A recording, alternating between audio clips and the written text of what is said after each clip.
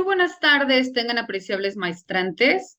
Es un placer para su servidora en esta ocasión poder llevar a cabo nuestra segunda sesión virtual de la materia que lleva por nombre de ontología jurídica. Y para ello les damos la más cordial de las bienvenidas a todas y todos aquellos quienes se están conectando a nuestra sesión virtual y les pido en la medida de lo posible si pudieran informarme si existe un correcto proceso de transmisión en cuanto al audio, así como también en cuanto al video para que luego entonces podamos empezar a disertar los temas que nos son atribuibles.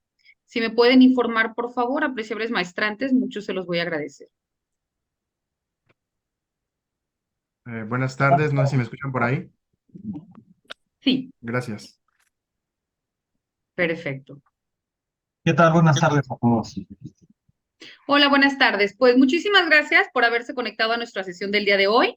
Si les parece, vamos a retomar propiamente los temas que dimos continuidad o que vamos a dar continuidad a la semana pasada, donde retomábamos de manera específica la moral, la ética, hablábamos también propiamente de la deontología jurídica y luego entonces tratábamos de manera genérica, ¿no?, de establecer estas semejanzas, las formas en que inicia el reconocimiento de estos vocablos y cómo también se aplican dentro de nuestra actividad como profesionistas del derecho. En ese mismo sentido, bueno, el día de hoy vamos a abordar tanto la justicia como el valor máximo en el ejercicio del derecho, así como también aquellos principios y códigos dentro del ejercicio de nuestra profesión y por consiguiente las responsabilidades de nosotros como especialistas del derecho. Y para ello, bueno, primero tenemos que partir acerca de la concepción misma de lo que es la justicia, ¿no? ¿Por qué? Porque obviamente vemos que la justicia, así como un valor dentro del ejercicio de la profesión, no únicamente nos es atribuible a nosotros, ¿no?, como estudiosos del derecho, sino que más bien cuando nosotros hablamos de la conducta que de manera genérica, ¿no?, realizamos como personas, pues nos va abocado en el deber ser y en el ser, que ya hablamos de estas distinciones, ¿no?, dentro de la sesión anterior. ¿Y por qué todos buscamos como individuos las condiciones justas? Porque recordemos que eso emana de nuestra naturaleza como individuos y que luego entonces se va perfeccionando con el paso del tiempo y que también aplicado dentro de la norma jurídica, pues vemos que este es el fin último del derecho, ¿no? Que se aplique la norma jurídica de tal forma que se diriman los conflictos, pero que les sean aplicables a aquellos quienes en un momento dado les fueron restituidos su bien jurídico tutelado, vulnerado o en su defecto, ¿no? Que se emita alguna sanción para aquellas personas quienes en un momento dado, pues atentaron contra este, ¿no? Entonces ahí estamos hablando de lo justo, lo proporcional, lo equitativo, y no únicamente para dar cumplimiento a lo que mandata de una norma, y en este sentido de una norma jurídica, sino también para dar continuidad a la norma moral, pero también a la norma social y a la norma religiosa, ¿no? Todas estas conjunciones que engloba la norma, pero que desde diferentes enfoques van persiguiendo un mismo fin, la estabilidad dentro de tu actuar en relación a terceros y que todo esto pues sea benéfico de manera gradual, ¿verdad?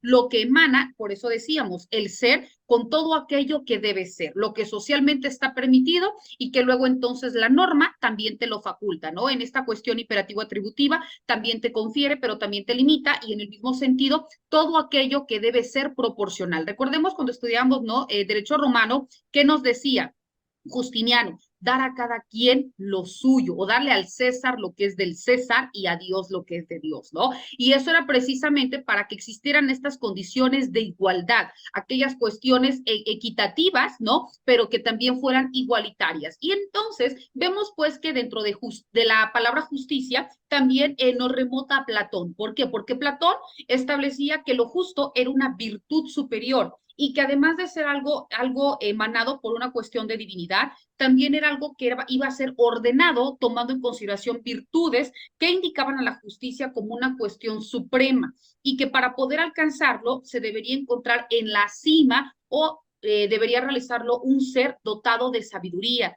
de valentía y en consonancia del dominio de sí mismo. ¿Por qué? Porque al momento de tener un autocontrol, podías también en el mismo sentido emitir algún resolutivo o posicionarte. Si estamos hablando que alguien que se encontraba en la cima o en un estatus superior al resto de la colectividad, pues también a esa persona en algún momento dado, pues se podía acudir, ¿no? Para someter a conocimiento algún conflicto y que luego entonces, emanado de esta condición neutral, pues también podía emitir un resolutivo que no vulnerara a las partes, ¿no? Luego entonces, que todo lo que él manifestara, pues se considerara como justo, como bueno, como permitido. Y Platón para ello, bueno, pues proponía los puestos de mando, que eran lo que iban a llevar a las mejores condiciones dentro de una sociedad.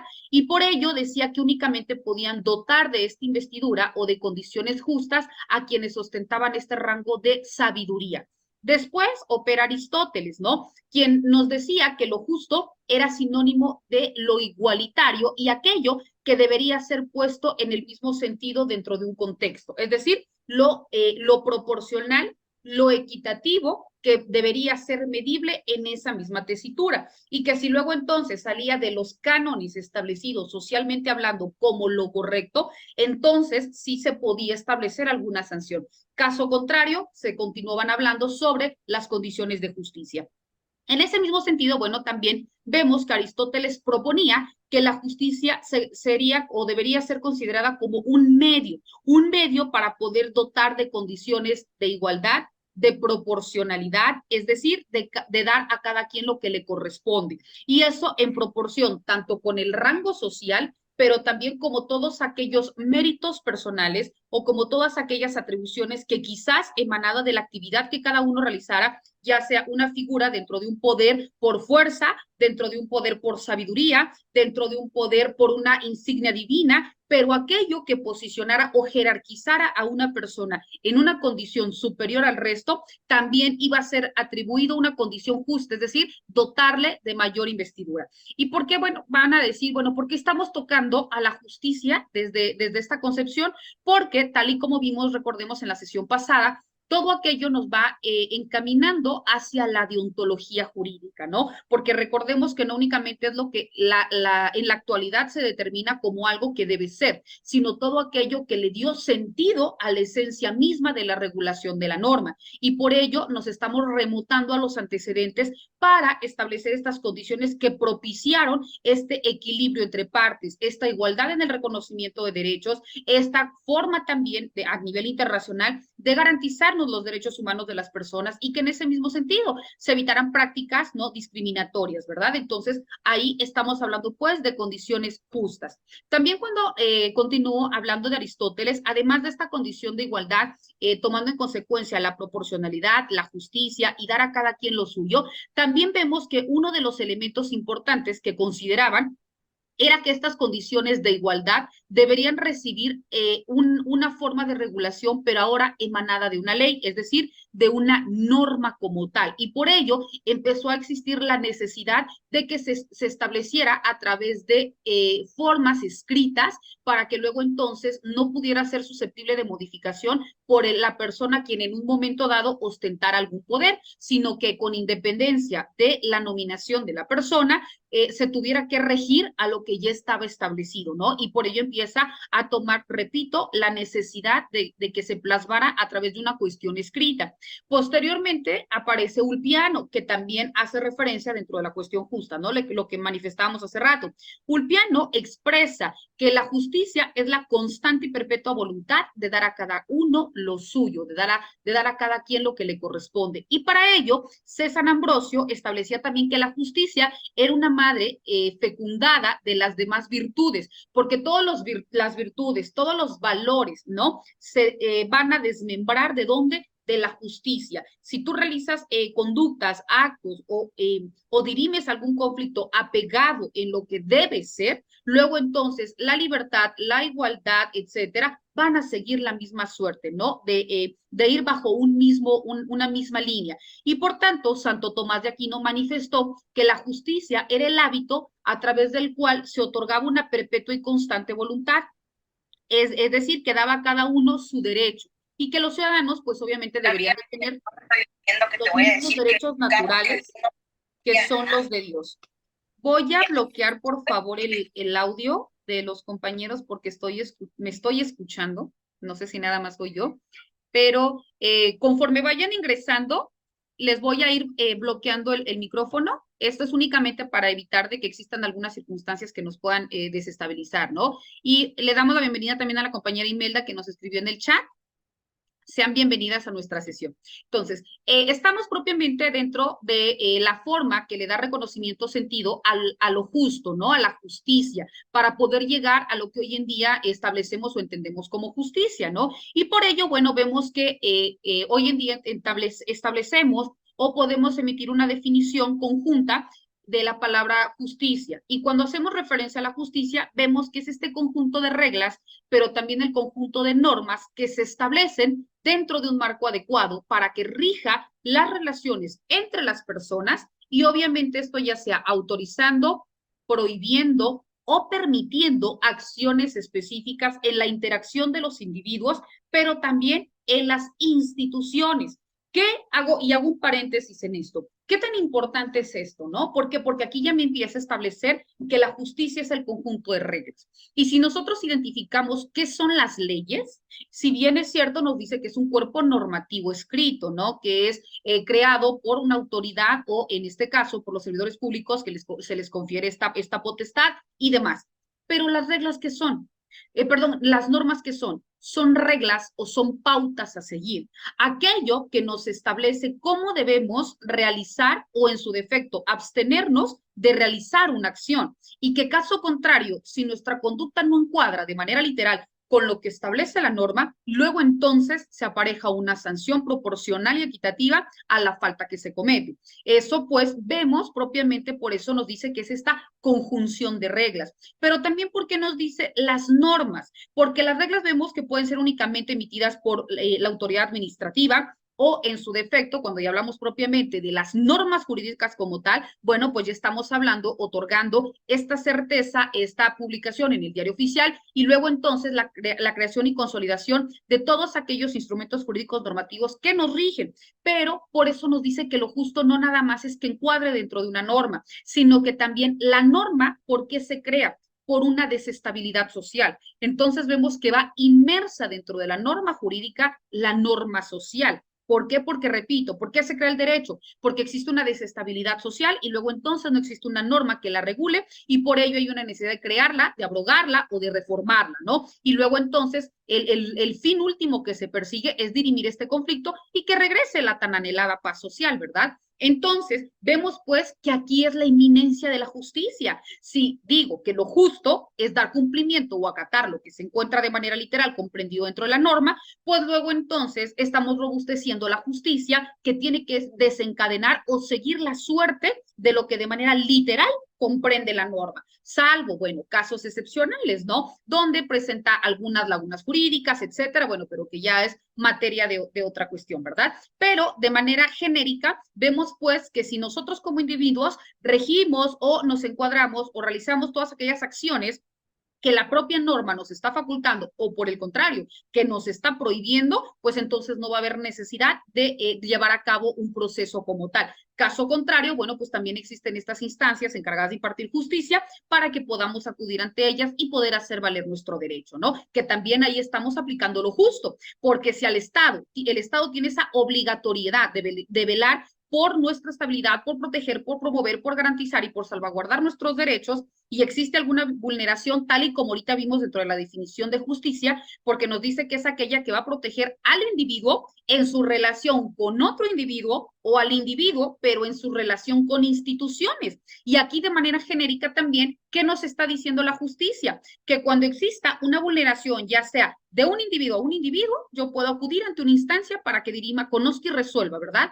Pero si es la propia institución la que me está vulnerando o que me está revictimizando, ¿no? Pues también la propia norma me está facultando que yo pueda acudir a instancias superiores para que en ese mismo sentido, bueno, pues conozcan y resuelvan. Lo mismo sucede cuando en ese sentido, ¿no? Te pongo un ejemplo, ¿no? El caso Campo Algodonero, las huertas de Ciudad Juárez, Chihuahua. ¿Qué pasaba?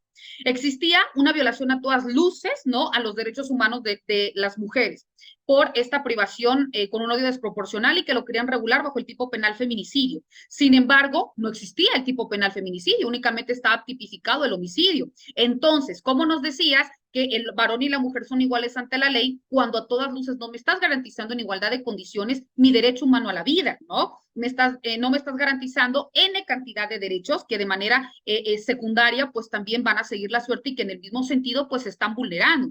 Entonces, el Estado simplemente era omiso porque era evidente que existía una tras otra, y el Estado no quería decir soy un Estado feminicida, ¿verdad? Pero ¿qué pasa? Es propiamente a partir de una figura externa, que es Marcela Lagarde, quien se aboca a realizar este proceso de investigación y se da cuenta que a nivel internacional sí existen documentos jurídicos normativos para garantizar de una manera mucho más amplia los derechos de nosotras como las mujeres, ¿no? Y se da cuenta que existe la Convención de Belém do Pará, el Protocolo de Acción de Beijing y otros tantos instrumentos, ¿no? En el mismo sentido que nos garantizan de una manera más amplia y que tu Estado está siendo omiso y que luego entonces yo te presento una iniciativa, ¿no? Para que tú te des a la tarea, sí o sí me la tienes que recibir porque es mi derecho. Recordemos, como una fuente formal indirecta, ¿no? Recordemos, las fuentes formales o las fuentes del derecho son formales, reales e históricas, y dentro de las formales se clasifican en directas y en indirectas, y que las indirectas me facultan a mí, como cualquier ciudadano que no ocupa un cargo público, que cuando exista alguna desestabilidad yo pueda presentar una iniciativa y que pueda ser validada, y que sea que proceda o no, me lo tienes que contestar por escrito. Entonces, ¿por qué te pongo este ejemplo? Porque aquí, ¿qué me dice? A partir de este reconocimiento que emana de un activista, lo toma el Congreso, y no por gusto, sino porque era un derecho, y que luego entonces tiene que contestar. En el mismo sentido, dio penancia ¿a qué? A que se creara el tipo penal feminicidio, y que emanado de la tipificación de feminicidio, o del tipo penal específicamente feminicidio, desencadenara una ley, ¿no? La ley supletoria, que es la Ley General de Acceso de las Mujeres a una Vida Libre de Violencia. ¿Y por qué saco a consonar toda esta situación? Porque aquí, ¿qué me dice? Cuando hablamos de la justicia, no nada más es lo que tú, Alejandro, realizas en contra de mí como María Catalina, a título personal. Si yo estoy acudiendo en este caso, a integrar mi carpeta de investigación, y es con Lester de manera particular, y Lester está vulnerando mi derecho, ya sea porque existen dilaciones procesales, porque no se integra de manera debida a la carpeta, por X o Y circunstancias. Entonces, ¿qué hicieron? Además de que ya existía toda esta forma de reconocimiento legal, por un lado, pero continuaban siendo omiso en la protección y garantía, no para restituir mi bien jurídico, porque cómo vamos a revivir a las víctimas, pero a los familiares de las víctimas se continuaba vulnerando su derecho, porque no se les proporcionaba la información, porque las autoridades simplemente no llevaban a cabo la debida diligencia, porque eran omisos en otorgar todos aquellos elementos que de manera complementaria o integral iban a garantizar ya sea la canalización a psicología, etcétera, ¿no? Y entonces, ¿qué pasa? Se tuvo que acudir a una instancia internacional, ¿verdad? Ante la Organización de las Naciones Unidas, para que por conducto de derechos humanos giraran una recomendación directamente a quién, al presidente de la República, en ese entonces, a Peña Nieto, ¿no? Y que obviamente en efecto cadena bajar esta recomendación para todos aquellos servidores públicos que tenían una incidencia dentro de estas carpetas de investigación, que se le conoce a nivel internacional como el caso González y otras, ¿no? Nosotros lo conocemos como el caso Campo Algodonero. ¿Y qué pasa? Aquí es precisamente donde la violación, además de que primero se inicia de persona a persona, porque era quien estaba realizando o cometiendo esta privación de la vida, pero adicional del sujeto, ¿no? Que privaba de la vida, pues también incurría en una responsabilidad. ¿Quién? El Estado. Y el Estado por conducto de las instituciones, ¿no? Que estaban siendo omisas dentro de la integración debida de la carpeta de investigación y obviamente de todo aquello que desencadenara. ¿Y qué pasó? Entonces, la justicia, ¿qué me indica? No únicamente va a ser protegerte contra terceros, sino también llamando como personas físicas, sino también como todas aquellas instituciones que de manera directa o indirecta, pues también estén atentando contra la protección de tus derechos, ¿no? Porque al hablar de una vulneración de manera genérica a nuestros derechos, pues hablamos propiamente de cuestiones injustas y luego entonces donde se tiene que aplicar la norma para que se sancione de manera tal que existe una reparación del daño o en su defecto, ¿no? Las conductas o las medidas que sean pertinentes al caso concreto, ¿verdad? Bueno, ahora bien, ¿qué más nosotros establecemos cuando hablamos propiamente de la justicia? También se dice que cuando hablamos de justicia es uno de los valores que va íntimamente relacionados con el derecho. No podemos hablar de derecho si no hay justicia y en el mismo sentido no podemos hablar de justicia si no hay derecho ni derecho sin justicia. ¿Por qué? Porque es el valor ideal, ¿no? Que sirve como punto de referencia para lograr todos aquellos estándares de qué, de cuestiones permitidas, de cuestiones que el mismo Estado, repito, tiene esa obligatoriedad y por eso se dice que la justicia es la idea específica del derecho, porque se refleja propiamente en la ley, porque es el fin que persigue la ley, dirimir conflictos, pero aplicando condiciones justas, condiciones proporcionales, ¿no? La justicia, por ello se dice que es un principio del derecho, porque es aquella que va a delimitar pero también va a armonizar todos aquellos deseos, todas aquellas pretensiones y todos aquellos intereses, ¿no? Que se encuentran en un momento dado, pues en un juego o en un conflicto dentro de nuestra vida social en un entorno como tal.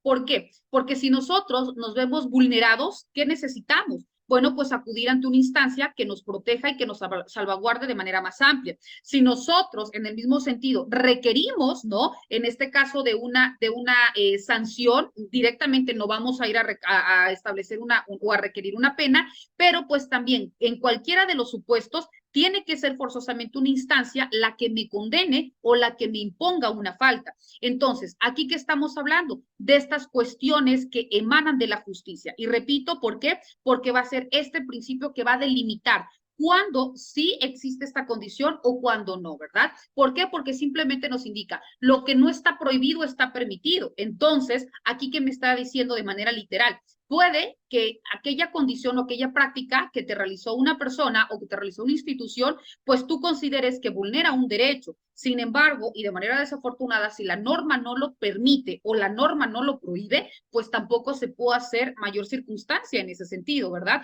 Por eso nos dice que va a ser aquella que se encuentre delimitada, ¿no? Por ello también nos dicen que nosotros como abogados, si bien es cierto, somos un tanto cuadrados en el sentido que únicamente podemos regirnos en base a lo que de manera literal se consagra dentro de una norma. También cuando nosotros estamos hablando del valor de la justicia o de la justicia como tal, vemos que es aquella que trata de realizar distintas formas de connotación dentro del derecho. ¿Por qué? Porque lleva siempre una aseveración hacia condiciones proporcionales, condiciones equitativas, ¿no? Condiciones igualitarias. Y cuando hablamos de estas dos circunstancias, vemos que muchos tratamos o en su momento confundimos, ¿no? Lo justo con lo equitativo o con lo proporcional. Y que estas cuestiones que parecieran lo mismo, distan mucho de la realidad. Y te pongo un ejemplo, ¿no? Y esto no porque yo sea mujer, pero si vamos o establecemos, por ejemplo, los grupos en condición de vulnerabilidad, ¿no? Los grupos en condición de minoría. Dentro de este grupo ya sabemos que están los niños, niñas, adolescentes, los adultos mayores o las personas con alguna discapacidad. Pero de manera específica, yo te aboco, se me ocurren las mujeres, ¿no? ¿Qué pasa? Si nosotras tratamos de establecer la paridad de género o lo que se tiene o la idea que persigue o muy marcada dentro de esta 4T, ¿no? Y espero no herir susceptibilidades, es un mero ejemplo, ¿verdad? ¿Qué pasa con esta 4T? ¿Qué nos indica, no? Que tiene o trata de establecer condiciones iguales, de que existan mejores oportunidades para los grupos, que pues en un tiempo determinado pues no fue del todo aceptado o no fueron del todo garantizados sus derechos. Y uno de las cuestiones o de los focos que en teoría va a atender es propiamente las mujeres. Y por ello nos dice que se buscaba el tan anhelado 50-50, ¿verdad? Que en teoría, dentro de un congreso, establecieran 50% hombres, 50% mujeres, ¿no? Que también en los trabajos 50% hombres, 50% mujeres. Ahí, ¿qué es? ¿Lo proporcional o lo equitativo? ¿O es lo mismo? Apreciables maestrantes. ¿Quién me dice yo? Y obviamente que fundamente su dicho, ¿verdad? ¿Por qué es proporcional, equitativo lo mismo? ¿O por qué no hablamos de esta condición de igualdad entre estos dos supuestos? ¿Nadie? Yo considero que es proporcional. Esto porque al ser un reclamo de la sociedad como tal, se está encaminando o poniendo el ojo sobre ese grupo que está pidiendo esa petición. Entonces, para mi criterio, por esas razones es proporcional, porque obviamente un grupo lo está exigiendo. Hasta ahí Okay. es mi participación. Gracias, compañero Lester. ¿Alguien más? ¿Es proporcional? ¿Es equitativo? ¿Es lo mismo? ¿Es distinto? ¿Por qué? ¿Nadie más? Ok. Si retomo únicamente y me quedo con lo que dijo el compañero Lester, si es proporcional, en teoría, ¿no? Se me ocurre, de 50 curules, en teoría, 25 deberían ser para hombres y 25 para mujeres, ¿verdad? Pero si me dices que en el Congreso hay 100 plazas, ¿no? De manera genérica, 100 plazas, pero 50 son propiamente para diputados, ¿no? Y los otros 50, pues es que ahí entran los asesores de los diputados, entra el personal de secretaría, entra el personal del chofer, entra limpieza, entra X y Y. Son 50 curules y 50 personal administrativo, lo llamemos bajo esa nominación.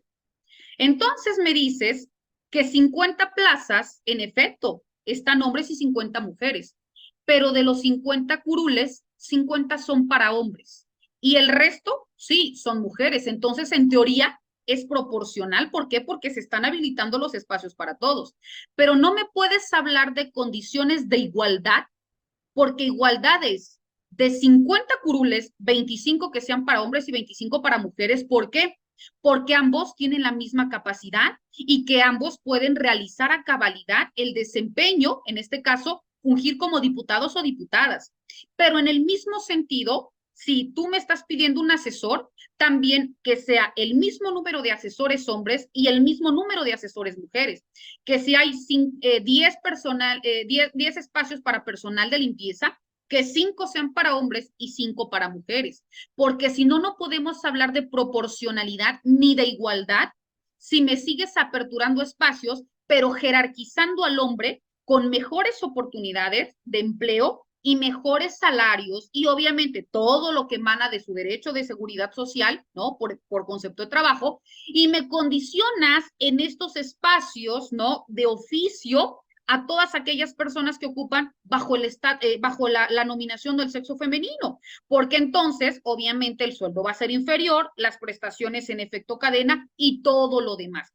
Entonces no estamos hablando de una proporcionalidad, ni mucho menos de una igualdad. ¿Por qué? Porque estas son las condiciones que, repito, no se pueden tomar en cuenta dentro del vocablo justicia.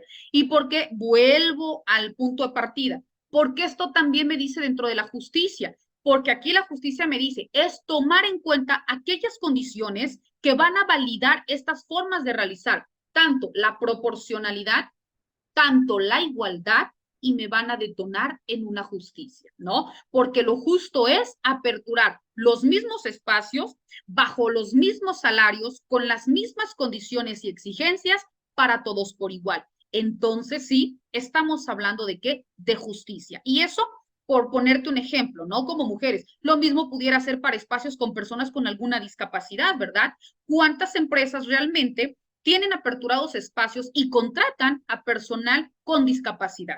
¿Y qué tipo de actividades les están otorgando a estas personas? ¿Cuál es el concepto o el pago por concepto de honorario, ¿no? Por producto de su trabajo? ¿Realmente es el que es para todos? Entonces ahí dejo la interrogante. Vemos pues cómo con independencia a estos acontecimientos sociales, ¿no? Y que han trascendido, ya analizamos desde Platón, de Sócrates, Platón, Aristóteles, pasando por Ulpiano, por Santo Tomás de Aquino, etcétera, se acudía ante una exigencia, o como bien comentaba el compañero Lester, ante una demanda social para poder dar una solución a todas estas desestabilidades o todas aquellas injusticias y que desafortunadamente hasta nuestros días, cómo nos citamos o en qué condiciones estamos de todas estas prácticas desiguales en todas las esferas económicas, políticas, sociales, culturales, ¿no? Que nada más existe un acrecentamiento de unos cuantos y que en teoría estamos bajo una nueva ola, ¿no? De un deber ser. Bueno, regreso. Cuando también nosotros estamos hablando, regreso, de esta forma de connotación de lo justo, bueno, pues también a qué nos va a llevar a establecer todas aquellas condiciones que nosotros como estudiosos del derecho debemos perseguir. ¿Por qué también me dice, ya analizamos por qué la justicia es un valor máximo del derecho? Porque si tú realizas aquello que te dé, aquello que emana de tu obligatoriedad, tanto como estudioso del derecho, tanto en el momento mismo que estás en un momento dado protegiendo o haciendo valer los derechos de tu cliente, o si te condicionas como servidor público, o si te condicionas, ya sea en este caso como legislador, tienes que ver por qué, porque se realicen las prácticas justas, porque realmente el derecho vaya aplicado a quien, en este caso, se le ha vulnerado o por el contrario, a quien ha infringido una norma. Y por tanto, al establecerse estas condiciones justas, se va a establecer qué cosa, un equilibrio o una paz social. Cuando nosotros también hablamos de la justicia, vemos que si bien es cierto, esta en un principio de cuentas, pues toma sus antecedentes o se remota ¿a dónde? Al liberalismo. ¿Por qué? Porque vimos que el liberalismo era una corriente económica y política que si bien es cierto, hacía hincapié en esta necesidad de otorgar libertades o de reconocer las libertades individuales como un ente o como un problema central que obviamente tenía o exigía o se exigía dentro de un ejercicio político, es decir, aquella forma donde era libre tanto para poder hacer, para poder elegir, para poder decidir y luego entonces para poder tomar todos estos elementos y llevarlos o materializarlos hacia un mismo ente. Y todo eso iba a tener una repercusión. ¿Por qué? Porque el liberalismo proponía tanto en lo político, en lo social, en lo económico, que la razón de ser del Estado pues radicaba en lograr condiciones justas o iguales ante la ley y que lo justo debería ser todo aquel ejercicio de las libertades individuales. ¿Por qué? Porque a partir de esta libertad o a partir de esta igualdad se iba a llevar a cabo un Estado de Derecho. Si todo mundo podía hacer, en este caso, lo que tú quisieras, es decir, una libertad ya sea a la educación, una libertad de procreación, una libertad de asociación y reunión, etcétera, ¿no? Bajo el derecho humano de libertad, pues tú podías de manera amplia poder tomar decisiones, claro está. La única limitante era mientras no transgrediera el derecho de terceros. Entonces, en el mismo sentido, tú podías elegir de manera libre a tus representantes. Y en ese caso, bueno, también cuando tú de manera libre deseabas entrar en una contienda para poder ocupar un cargo público, también te estabas comprometiendo en el mismo sentido a que en caso de que salieras vencedor, pues también que todas tus conductas o que todas tus acciones fueran encaminadas a qué? A restituirles o, en este caso, a atender las necesidades sociales. ¿Y por qué se establece todo esto bajo la nominación de libertad? Porque ahí hablamos de un Estado de Derecho, que cada uno realice lo que se considera como permitido, que haga lo que dentro de sus obligaciones y facultades les confiere, que realmente se respete la norma, que la norma se aplique a todos por igual, que no exista ningún tipo de distingo bajo ninguna circunstancia, salvo aquella que por su propia naturaleza se puede expresar, ¿no? En este caso, bajo el poder estatuido por un representante hacia una persona, pero que luego entonces todos los demás nos rigiéramos bajo un mismo instrumento jurídico. Entonces, ahí estaríamos hablando realmente de condiciones justas, de condiciones proporcionales y lo que pretende o lo que establecía como eje central el liberalismo. Y por ello también vemos que estas prácticas, si bien es cierto, presentaron un sinfín de características, dentro de las cuales el liberalismo consideraba la libertad en todos sus aspectos como un elemento inviolable dentro de la vida humana, ¿no? Es decir, pretendía, como ya te comentaba, ¿no? La libertad de culto, la libertad de prensa, la libertad de asociación y reunión, de pensamiento, entre otras, ¿no? También cuando hablamos de liberalismo, hablaba también del principio de igualdad y esta igualdad ante la ley para todos los ciudadanos. Esta forma de garantizar, como te decía, un Estado de derecho tanto en el ámbito político, pero también como en el ámbito social, ¿no? De que obviamente cada uno fuera responsable por sus actos, también cuando hablábamos del liberalismo, que era lo que se pretendía seguir, ¿no? El derecho de la propiedad privada, que fue una de las circunstancias que detonaron a nuestros procesos revolucionarios y que empieza a reconocerse también a partir de la Constitución de 1917, que es la que nos rige, pero de manera puntual dentro del artículo 27 constitucional, cuando hablamos de la propiedad privada, de la tenencia de la tierra, ¿no? Que antes simplemente, pues ni siquiera el simple hecho de pensar que podemos tener acceso a ella, pues era algo inimaginable, ¿no? Que únicamente podían accesar aquellos que se encontraban bajo un estatus social y económico por demás elevado, ¿no? También cuando hablamos de liberalismo, vemos que emana de esta existencia dentro de la educación y que también posiciona la educación que debe ser laica, que debe ser gratuita, que debe ser obligatoria. Y aquí también nos marca un antes y un después dentro del artículo 3º constitucional, ¿no? Cuántas reformas ha tenido y que si bien es cierto en materia de educación se empieza a reconocer en nuestro país desde el siglo XVI, cuando vienen a colonizarnos y que empiezan a tratar de ponderar la educación, pero bajo la enseñanza del sacerdocio y que únicamente va dirigido para los criollos o para la élite criolla, que eran los que se encontraban posicionados jerárquicamente por arriba y que únicamente iban a seguir la suerte de las personas de la Nueva España para continuar el ejercicio del poder en unos cuantos, y que luego entonces empiezan estos movimientos sociales, ¿no? Que desencadenan luego entonces lograr un Estado, pero que el Estado fuera libre y dentro de la libertad también que la educación se expandiera a todas las personas, que no nada más quedar en un grupo. Y después, ¿no? Vemos que se crea la necesidad de educación primaria y dentro de la primaria se establece la cuestión laica y la cuestión gratuita, más no la obligatoriedad. Después, bueno, N cantidad de movimientos, etcétera, ¿no? Que detonan en la intervención de don José Vasconcelos, que se crearan las escuelas urbanas, las escuelas rurales, porque únicamente estaban las escuelas urbanas, que se capacitaron, se formaran a personas también que hablaran la lengua del lugar en donde iban a incidir, porque todos, si bien es cierto, se creaban instituciones rurales, pero no existían personas que hablaran esa lengua, entonces, ¿cómo iba a realizarse el proceso de enseñanza-aprendizaje? Luego, entonces, el plan de estudio, luego la necesidad de educación secundaria, preparatoria y superior, etcétera. Pero todo esto, ¿por qué vamos?